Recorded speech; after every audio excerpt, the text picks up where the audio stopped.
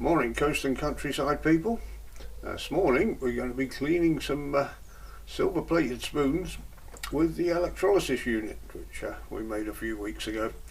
And these aren't just any spoons, these are very special silver plated spoons that I found in Danny's metal detecting box. So I assume he found these back in the 70s or 80s, and I've already cleaned one up, and we're going to show you how to clean the others up today. And I don't know how Danny found a whole set, or nearly a whole set of spoons with his metal detector, but I'm sure he'll let us know in the comments if he remembers. It's quite a while ago now. Anyway, I've cleaned this one up already. I put that in the electrolysis bath and then gave it a good rub with some Brasso. You could just use the Brasso on its own, as they are like that, but it would take you quite a while because they've been in the ground for quite a while, and there's quite a bit of build up on them. So what we're going to do is pop them individually into the electrolysis bath. Now this is a bit bigger than the last time we saw it, because I've had to clean a reap hook for Mrs. Ziggs. She wanted the rust taken off it, so to adapt the old paint tray. So first off, I've put this on the negative, and where I've attached it, put the contact at the side so it won't leave too much of a mark on the main part of the spoon. So fully submerge that, so it's in the solution, and the solution, as I said last time, is simply soda crystals, and a tablespoon of those to a litre. And now we've done that, we shall attach the 12 volt positive onto this here. And this probably won't work because I'm making a video, but you should see that start to fizz. No, can't really see. Oh yeah, there's a few bubbles coming off it already. So what this will do, it will take the dirt off of this one, and it should go to the other terminal there. So we'll leave that in for about an hour or so, and then come back to it.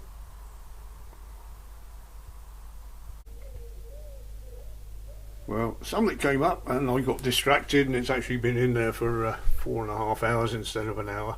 But you can see I've just disconnected the live terminal there, and you can see the bubbles around that where it's stripped the dirt off of this one and gone over to that one. So we'll get that out, and then we'll have a go with the Brasso.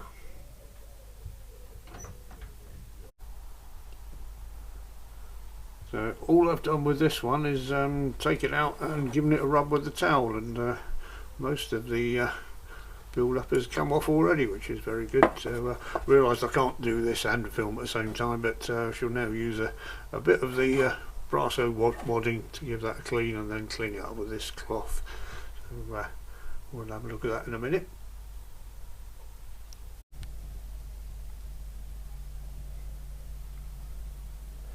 I've just changed the piece of metal on the end of the positive terminal. If you can see, the end of this one was getting all rusty and needed a damn good clean, but what I did, I just swapped it for a clean piece of iron, a very long screw, and you can just see the reactions increased. There's a line of debris, I don't know what it is, going from the spoons. Probably it's the soil off the silver spoons. It's going from the negative to the positive there, and there's fizzing going on all over the place. So the moral in that one is keep the terminals clean. It seems to work a lot better. So I've put all three of the remaining spoons on that one terminal there and separated them out slightly, and it seems to be working fine. So we'll have a look at those in a minute.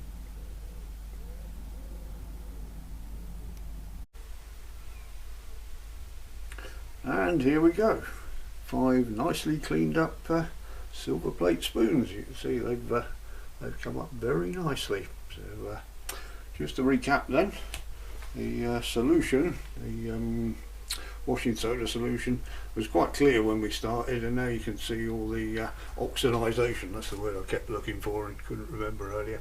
It's all floating about in the water. Now it's safe to touch, or reasonably safe to touch this. It did have 12 volts going through it. You can see I used a reasonably was a bit of a clean iron screw there, which made all the difference. It really did make that fizz. And like I say, just a reminder, it's got 12 volts running through it when you're doing the work, so do not put your fingers in it, which would hurt somewhat. And if you haven't got a 12 volt system like we've got, then you can use a car battery, 12 volt car battery, or the easiest thing is just to use a car charger, which is fine. I've tried it with a car charger, it works very well. So these are some of the other finds which I may have shown you in the other video. I found a lot of old pound coins which I've cleaned up ready for taking to the bank, because they need changing now, because they're the old ones of course, but we've still got the modern money, the 20p's, 5s and 2s there. I didn't clean up the George V coin, which I think is 1921 or somewhere around there. Don't clean the ancient stuff, don't clean old stuff, because you can wreck the value on things like this Celtic ring. I want that to look like it's 2,000 years old, because it is. So if I took all the patination off that, it would ruin it. So yeah, only clean the modern stuff, and even then make sure it hasn't got a value before you clean it, because you can wreck it. So there we go, some nicely clean spoons. So next time the vicar comes around for tea, you can say, "Oi, get your hands off my silverware, you robbing bugger." So there we go. So thank you all for watching.